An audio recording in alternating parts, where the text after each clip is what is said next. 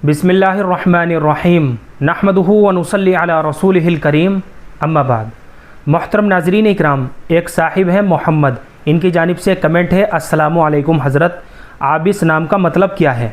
इसके अलावा और भी काफ़ी सारे कमेंट हमारे पास आबिस नाम के ताल्लुक़ से आए हैं और व्हाट्सएप पर कमेंट भी किए हैं काफ़ी भाइयों ने। वालेकुम अस्सलाम व रहमतुल्लाहि व बरकातुहू। देखिए, ये अरबी ज़ुबान का लफ्ज़ है आबिस।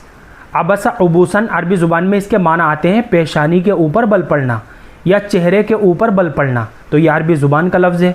इसी तरीके से कुरान करीम के अंदर भी ये लफ्ज़ इस्तेमाल हुआ है, अबसा व तवल्ला, 30वें पारे के अंदर। इसके अलावा एक सहाबी रसूल भी ऐसे गुजरे हैं जिनका नाम भी आबिस था, तो बच्चे का नाम रखने के लिए सिर्फ इतनी निस्बत और बरकत ही काफ़ी है कि ये एक सहाबी का नाम है। चुनाचे बिला डाउट और बिला तरद्दुद बच्चे का हम ये नाम रख सकते हैं आबिस करके, मोहम्मद आबिस करके रखें तो और भी ज़्यादा बेहतर रहेगा। अब जहाँ सहाबा सहाबियात अंबिया इकराम अज़वाज मुताहिरात के अस्माए मुबारका आते हैं, वहाँ माना की तरफ नज़र करने की भी ज़रूरत नहीं होती है, बस उनका नाम होना ही निस्बत और बरकत के लिए काफ़ी होता है। तो आबिस जो है, इस नाम के लिए सिर्फ इतनी निस्बत काफ़ी है, ये एक सहाबी रसूल का नाम है। इतनी सी बात इस नाम को बहुत ही ज़्यादा खूबसूरत बना देती है। और जितना मुबारक और पाकीज़ा ये नाम अल्लाह के नबी सल्लल्लाहु अलैहि वसल्लम के ज़माने में हुआ करता था, इंशाअल्लाह क़यामत तक ये नाम उतना ही बाबरकत और बाअज़मत रहेगा।